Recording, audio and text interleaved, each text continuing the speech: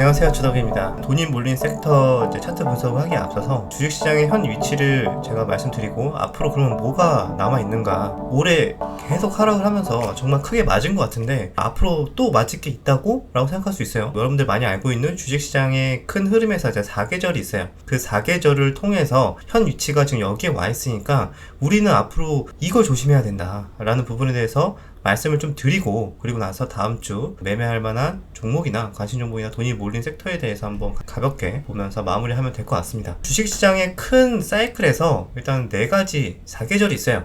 4계절이 있는데 그게 뭔지 여러분들 아시는 분들은 아실 거예요. 첫 번째, 금융장세라고 합니다. 금융장세. 대표적으로 금융장세가 이제 유동성 장세라고 보시면 돼요. 돈을 많이 풀어내니까 경기 침체든 어떠한 이유든 간에 경기가 안 좋아져서 유동성을 엄청나게 찍어냅니다. 우리가 대표적으로 2020년도 코로나 이후에 전 세계적으로 천문학적인 돈을 찍어냈죠. 그걸로 인해서 2020년도에 엄청나게 자산 가격이 상승이 올라왔어요. 부동산도 마찬가지고 주식시장도 1년 내내 올랐습니다. 그런 상황이 유동성 장세 또는 금융 장세라고 보시면 됩니다. 그렇게 돈이 많이 풀리니까 사람들은 소비를 당연히 하겠죠. 소비를 많이 하고 투자도 많이 합니다. 그렇게 되니까 내 자산 가격들이 막 올라가. 그럼 내가 굉장히 부자가 된 것 같아. 부자가 된 것 같으니까 부의 효과가 일어나요. 부의 효과란 내가 굉장히 자산 가격이 상승함으로 인해서 부자가 된 느낌을 주기 때문에 더더욱 소비를 많이 하게 됩니다. 저축을 할 필요가 없는 거죠. 왜? 앞으로도 계속 자산 가격이 상승할 것 같은데 내가 왜 굳이 저축을 하냐. 지금 원래 사고 싶었던 거 사고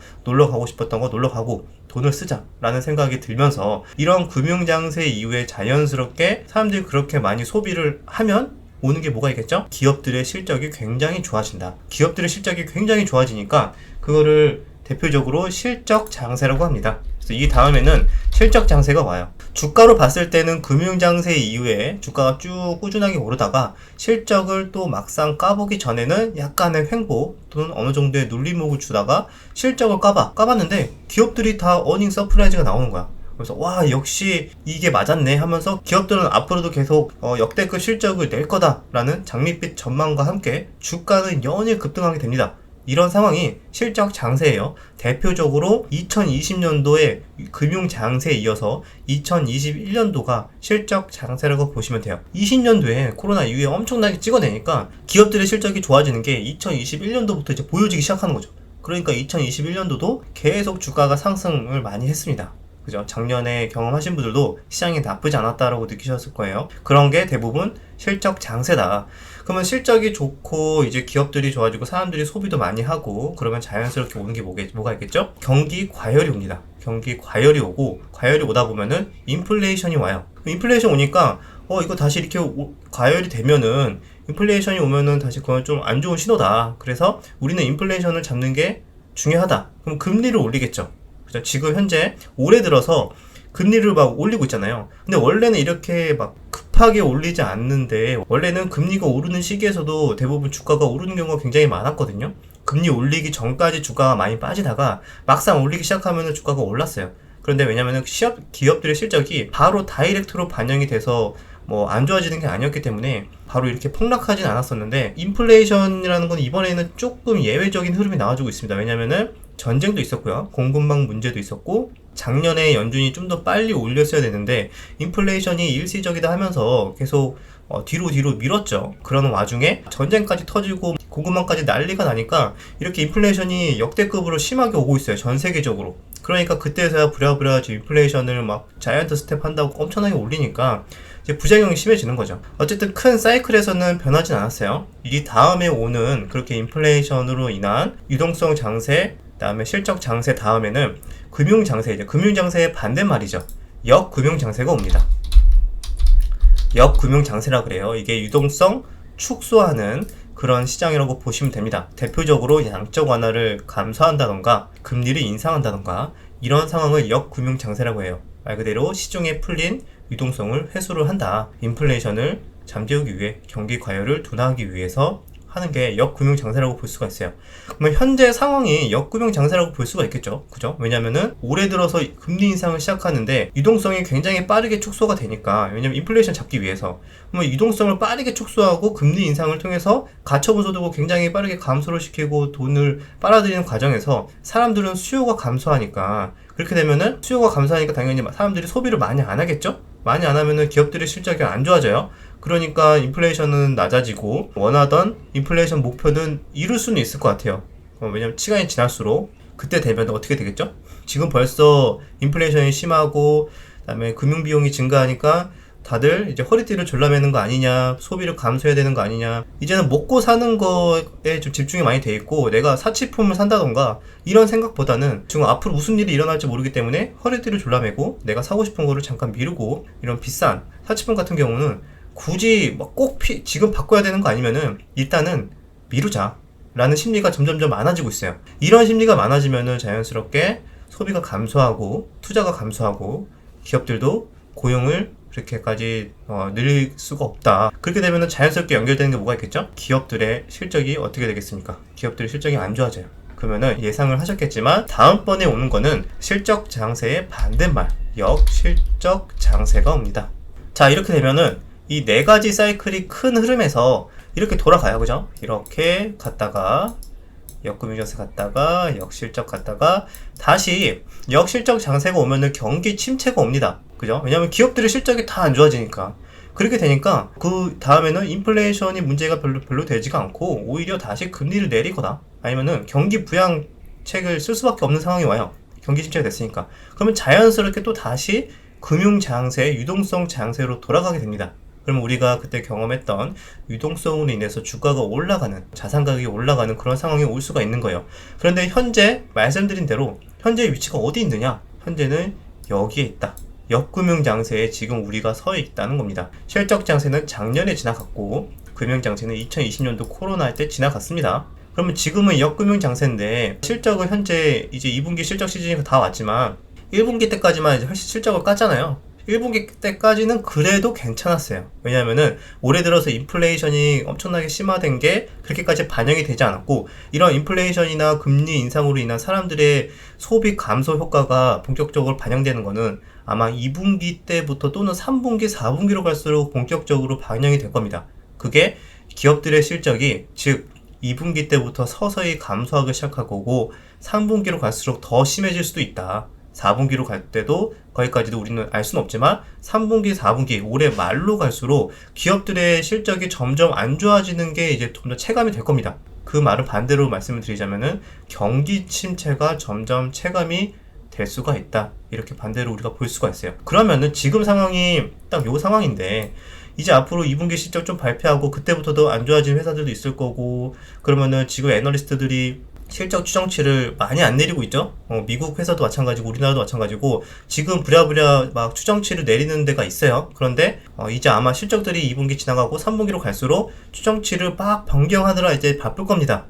미국도 마찬가지일 거예요. 미국도 막 실적을 추정치를 막 바꾸고 경기 침체를 반영하면서, 그러면은 당연히 주가 밸류가 좀 더 하단이 열려 있을 수 있습니다. 지수로 봤을 때도 마찬가지고. 그러면 우리는 자연스럽게 역실적 장세를 올해 하반기로 갈수록 자연스럽게 맞이할 수밖에 없습니다. 그러면 제가 말씀드린 큰 거 한 방에 남았다는 게 별거 아니에요. 주식시장은 여러분들 실적으로 움직이는 건 다들 알고 계시죠? 실적이 좋아지면 주가가 굉장히 급등을 하고요. 실적이 안 좋아지면 주식시장이 굉장히 폭락을 합니다. 앞으로 남아있는 거는 기업들이 지금 이번 인플레이션과 가파른 금리 인상으로 인해서 실적이 과연 얼마나 안 좋아질 것인가라는 걸 지금 다들 두려워하고 있어요.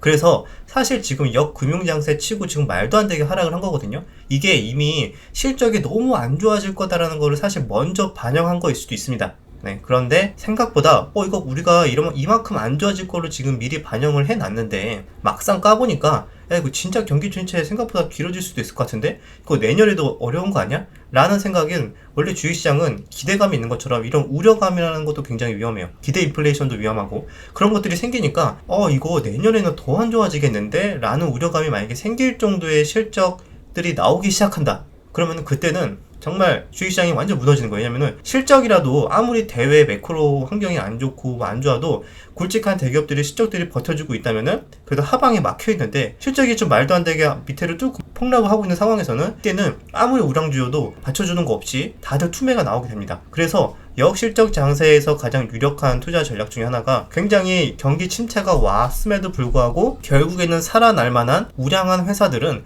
이때 투매의 그 물량들을 매수를 한다면은 자연스럽게 다음에 오는 이런 금융장세 때 엄청나게 수익이 날 수 있다. 그렇게 우리는 생각할 수 있는데 그거는 어쨌든 이번에 맞고 다음에 생각할 문제고 이번에 이런 역실적 장세가 어떤 식의 쇼크로 올지는 좀 더 두고 봐야 될 것 같습니다. 그러면은 이런 거 들었으니까 당장 뭐 이번 달부터 폭락하네요. 제가 당장 폭락한다는 말씀은 안 드렸죠. 왜냐면은 이게 좀 더 2분기 실적 발표나 3분기 실적 발표나 이렇게 뒤로 갈수록 서서히 압력을 받는 거기 때문에 지금 당장은 오히려 이렇게 수요 감소로 인해서 인플레이션 피크아웃 신호들이 막 여기저기 나오고 있어요. 그럼 사람들은 일단은 인플레이션 이제 피크아웃 찍고 이제 인플레이션 이제 괜찮아지는 거 아니야? 라는 생각 때문에 주가는 오히려 반등이 나올 수도 있습니다. 그래서 단기적으로 지금 올해 쭉 이렇게 빠졌죠.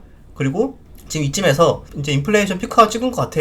야, 다행이다 해갖고 주가가 이제 반등이 이렇게 나올 수가 있어요. 그러다가 마지막 3분기나 실적을 이제 공개할 때 실적이 생각보다 많이 안 좋은데? 그럼 그때 다시 이렇게 실적이 안 좋으면서 무너지는 상황이 될 수 있다는 겁니다. 그래서 물론 반등 폭이 생각보다 적을 수도 있고 이렇게 좀 횡보를 할 수도 있죠. 그래서 이것까지는 정확하게 알 수 없지만 우리는 큰 흐름에서 봤을 때 앞으로 이 정도 악재는 충분히 있을 수 있으니까 우리는 좀 조심할 필요가 있다 정도로 좀 정리를 하고 이거를 흔히 우리가 설명할 수 있는 이런 주식 사이클 4계절을 통해서 말씀을 드릴 수 있을 것 같아서 이렇게 조금 정리를 해서 공유를 해드렸습니다. 여러분들도 이걸 보시고 이런 장세에서 실적이 계속 버티는 종목이 뭔지 아니면 실적이 계속 안 좋아지고 있으니까 또는 그런 우려감이 있으니까 굳이 지금 단순하게 많이 빠졌다는 이유로 무조건 저가 매수 줍줍을 해야 될까에 대해서 한번 생각을 다시 한번 해볼 수도 있는 상황인 거고 여러 가지 여러분들의 투자 전략이나 사이트에 좀 인사이트 좀 도움이 되셨으면 좋겠습니다. 자, 여기까지 일단은 앞으로 남은 악재가 뭐가 있는가에 대해서 한번 알아봤고 실적에 대한 악재가 이제 반영되는 과정에서 이런 상황들이 와요. 자연스럽게 어떤 회사가 파산했다,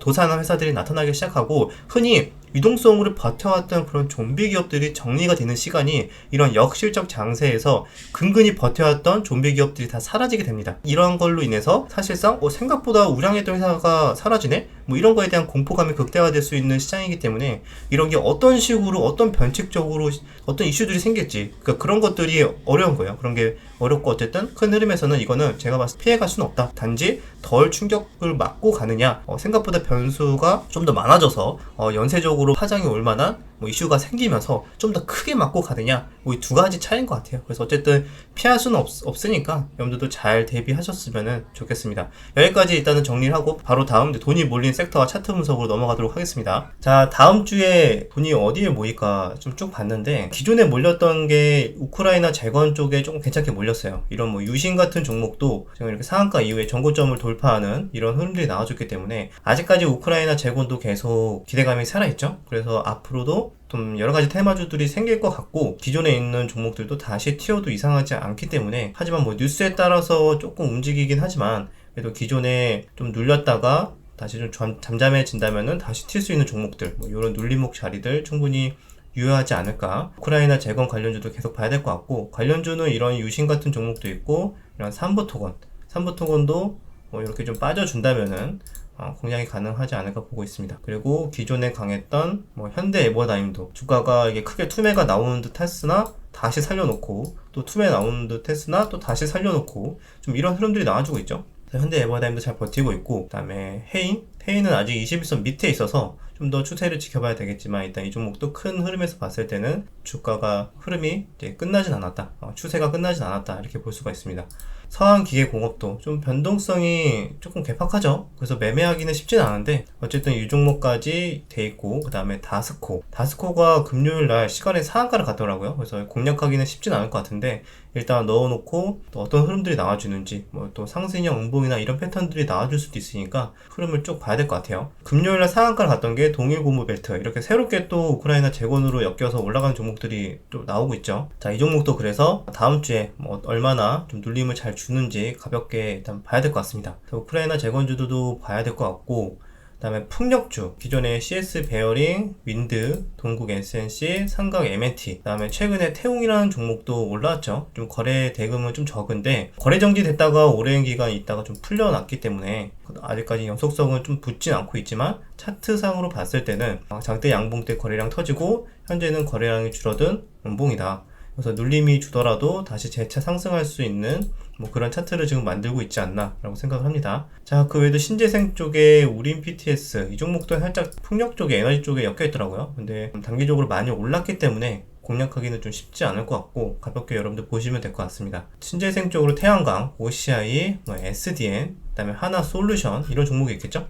하나솔루션 같은 종목도 제가 예전에 뭐 주가율이 빠졌을 때 스윙이나 중장기로도 모아갈 수 있는 자리이지 않을까 말씀을 드렸는데 지금 반등이 잘 나왔다가 만약에 다시 재차 이렇게 하락을 주면서 뭐 쌍바닥에 이런 패턴들이 나와준다면은 다시 재차 공략이 가능하지 않을까 좀 개인적으로 이렇게 대응할 생각입니다.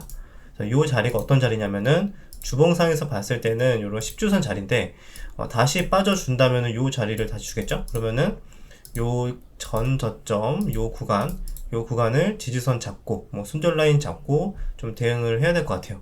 그래서 저는 이렇게 차트를 보고 있다. 그래서 바닥을 다지고 지금 같은 차트도 이렇게 올랐다가 눌림을 받고 다시 이렇게 오르는 뭐 이런 흐름들이 이게 주봉상에서 흐름이니까 좀 더 느긋하게 흐름을 좀 지켜보면 될 것 같아요.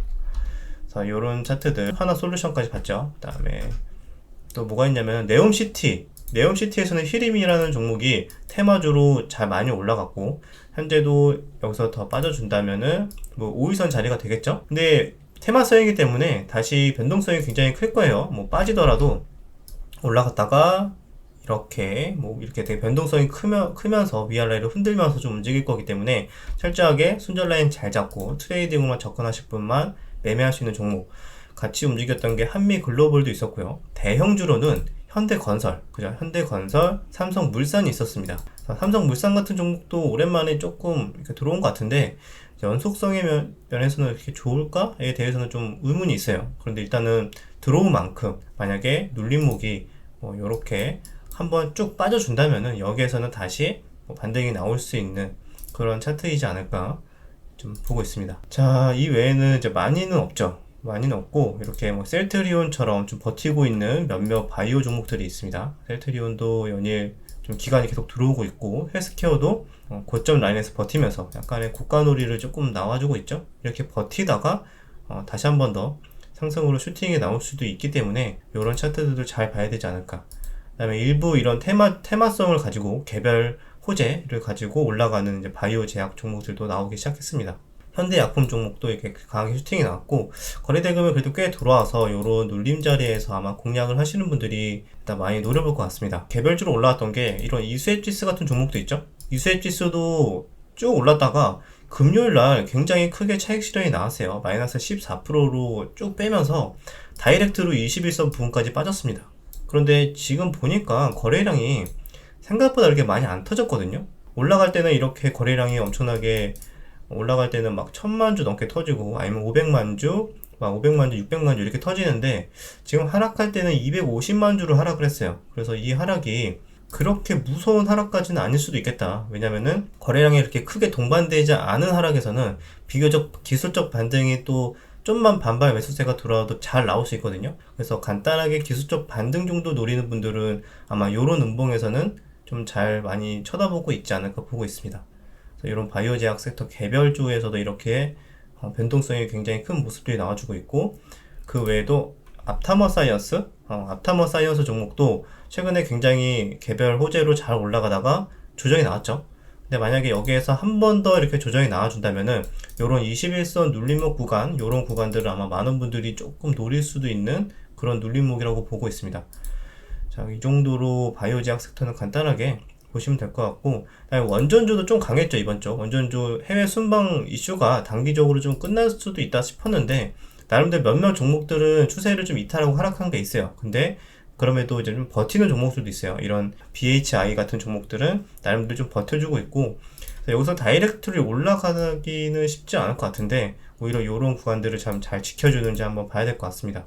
그리고 두산 에너빌리티도 굉장히 잘 버티더라고요. 두산 에너빌리티도 잘 버티고 있고 아직까지는 추세는 조금 역배열이라서 조금 보수적으로 봐야 되지만 이런 11선이나 이런 21선이 겹치는 이런 눌림목에서 대차 한 번 더 눌림을 주고 반등이 나오는지 그런 부분도 한번 관전 포인트일 것 같습니다. 그 외에도 원전주에서 좀 버티고 있는 게 이런 우리기술 같은 종목도 있고 아니면 오르비텍 같은 종목도 있어요. 근데 단기적으로 일단은 수급이 다이렉트로 붙을지 모르겠어요. 다음 주에 초에 조금 보면서 다시 수급이 들어와도 이상하지 않으니까 큰 틀에서 섹터가 많이 볼 게 없어요. 처음에 설명드렸던 게 우크라이나 재건, 그 다음에 풍력, 신재생 쪽, 그러니까 신재생 쪽으로 풍력과 태양광 쪽, 그 다음에 네옴시티, 그리고 몇몇 바이오 제약 섹터에서 몇몇 종목들, 요 정도. 요 정도 큰 틀에서는 이렇게밖에 저는 이제 개인적으로 보고 있진 않고, 트레이딩 관점에서 그 외에 개인적으로 보는 거는 뭐 과대 낙폭으로 계속 빠지는 종목들 몇몇 종목은 시장을 보면서 눈치 보면서 공략을 할 생각을 하고 있고, 여러분들도 아마 종목들이 많이 없기 때문에 여러분들 보시는 거와 뭐 제가 보는 거와 뭐 크게 다르지 않을 것 같아요. 트레이딩 하시는 분들은 지금 돈이 몰리는 게 명확하게 보이는 시장인 만큼, 그런데 너도 나도 다 단타로만 지금 접근하는 시장이기 때문에 그만큼 더 막 변동성이 굉장히 큰 거죠. 너도 나도 다 단타이기 때문에 오전에 우르르 몰렸다가 오후에 또 막 팔고, 또 오후에 버티는 거는 또 우르르 몰렸다가 뭐 이런 식으로 팔고. 그래서 요즘에 피레침도 굉장히 자주 나오죠. 전고점 돌파하면서 돌파 매매에 꼬시면서 들어오는 순간 바로 차익 실현 나오면서 그 전에 밑에서 잡았던 사전에 매집했던 물량이 나오면서 바로 폭락이 나오는 이런 식의 패턴들도 굉장히 자주 나와주고 있기 때문에 시장이 많이 대응하기가 어렵습니다. 뭐 어설프게 돌파했다가 완전 꼭지 잡고 마이너스 10% 20% 우습게 나오고요. 어설프게도 눌림을 했다가도 저점 모르게 계속 뚫고 내려가는 경우도 있고요. 그래서 종목 선정 굉장히 디테일하게 꼼꼼하게 잘 해야 되고요. 그리고 나서 타점도 보수적으로 비중도 크게 할 수는 없고 그런 식으로 저는 현재 상황을 보고 있습니다. 자, 여기까지 종목 돈이 몰린 섹터 체크는 이 정도면은 다 된 것 같고요. 미국장이 금요일에 조금 반등이 나와줘서 끝났죠. 그래서 일단은 우리나라 장도 월요일은 살짝 갭 상승을 해서 시작할 수는 있을 것 같습니다. 그래서 반등에 계속 성공을 할지 아닐지는 두고 봐야겠지만 시장이 여전히 쉽지 않은 시장이 계속 지속될 것 같으니까 여러분들도 잘 대응하셨으면 좋겠습니다. 여기까지 내용이 유익하셨다면 구독과 좋아요, 댓글 부탁드리도록 하겠습니다. 그럼 다음 영상에서 뵙겠습니다.